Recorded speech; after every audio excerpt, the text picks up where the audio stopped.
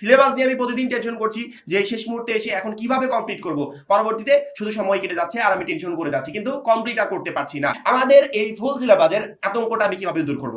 আতঙ্ক দূর করার জন্য তোমার প্রথম কাজ হবে সিলেবাসটাকে তোমাকে গুছিয়ে নিতে হবে। শর্ট সিলেবাস তো আমি দিয়েছি, কিন্তু ওই শর্ট সিলেবাসও তুমি কমপ্লিট করতে চাও, ওইটা তোমাকে আগে গুছাতে হবে। না গুছাতে পারলে এটা তোমার কাছে একদম কঠিন মনে হবে। কিভাবে তুমি গুছাবে?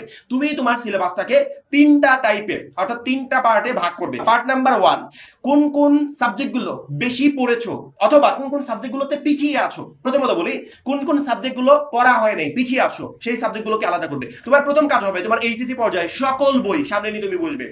বইগুলো সামনে থাকবে, একটা খাতা নিবে, একটা কলম নিবে। খাতাতে তুমি নোট করবে যেই সাবজেক্টগুলো তেমন একটা পড়া হয় নাই ওইগুলোকে সাইডে করো। 5টা 7টা 10টা যা হয় এগুলোকে সাইডে করো, খাতায় নোট করো যে বাংলা প্রথম পত্র পড়া হয়নি, বাংলা দ্বিতীয় পড়া হয়নি, ইংরেজি প্রথম দ্বিতীয়, এভাবে নোট করো যেগুলো পড়া হয় নাই। 2 নম্বর পার্ট, যেগুলো অল্প অল্প পড়েছো।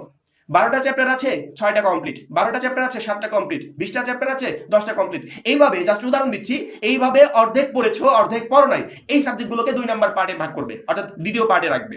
খাতায় নোট করে ফেলো কোন কোন সাবজেক্টগুলো অল্প পড়েছি অল্প পড়ি নাই। পরবর্তীতে যেই সাবজেক্টগুলো কমপ্লিট শুধুমাত্র রিভিশন দরকার ওইগুলোকে 3 নাম্বার পার্টে ভাগ করবে। এইভাবে 3টা পার্টে তুমি তোমার অল সাবজেক্টকে ভাগ করে ফেলবে। যখনই তুমি ভাগ করে ফেলবে, ওই ভাগ করার আগে তোমার মনে হচ্ছিল যে এত কিছু কিভাবে পড়বো, এতগুলো বই মানে মাথায় ঢুকছিল না। এখন যখন পার্টে পার্টে ভাগ করে ফেলেছো তখন দেখবে একদম ইজি হয়ে গেছে, মানে হিসাব একদম ইজি। এখন কি করতে হবে, কোন বইয়ের উপর বেশি ফোকাস দিতে হবে, কোনগুলোর উপর অল্প ফোকাস দিতে হবে, কোনগুলো শুধুমাত্র রিভিশন দিতে হবে, টোটাল রোড ম্যাপটা তোমার সামনে রেডি। তুমি নিজে রেডি করেছো, আমি জাস্ট তোমাকে গাইডলাইন দিয়েছি।